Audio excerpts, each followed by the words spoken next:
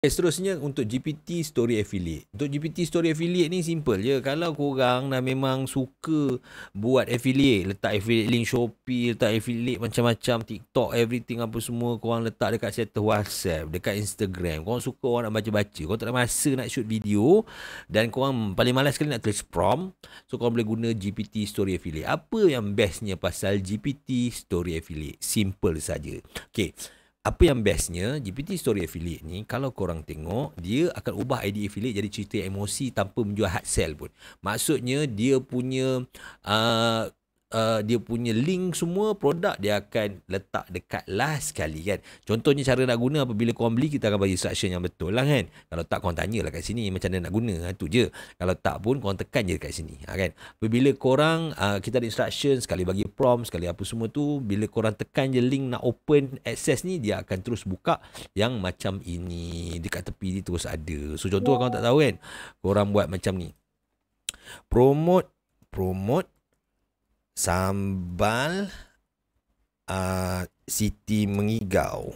Contoh. Ini produk sambal betul loh. Memang serius sedap gila kan. Kan? Kita tulis untuk orang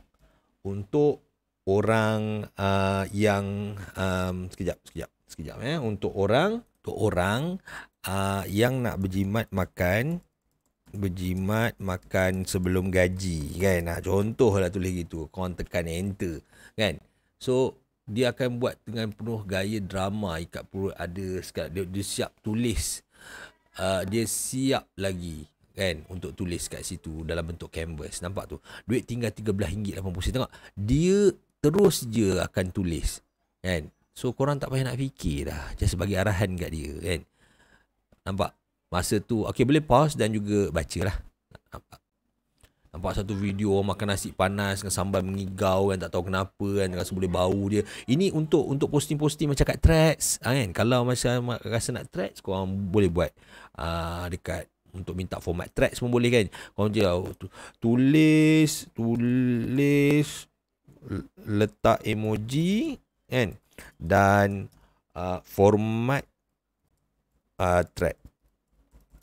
So nanti dia akan adjust lain kan untuk versi untuk format threads. Siap. Ini korang boleh guna untuk affiliate lah. Korang baca. Kita nak umpan dia, orang suruh baca. Last yang kena pun nampak. Siapa kata nak jimat kena makan hamba. Sampai Siti ni menggurau sesi aku. Telur nasi pun rasa macam lauk kenduri. Nampak? Kalau macam biasa, kalau korang nak baca, korang pause je. Nampak, terus je. Kalau ingat tengah ikat perut tunggu gaji, tolonglah ingat sambal ni. Tak mahal tapi rasa je rasa mahal gila. Link order dekat sini. Untuk sesuai untuk korang punya, untuk link affiliate. Nampak? Simple je nak guna. So macam mana nak dapatkan GPT Story Affiliate ni? Macam biasa, ada link dekat bawah dan korang boleh beli dekat situ. Okay, bye-bye. Assalamualaikum.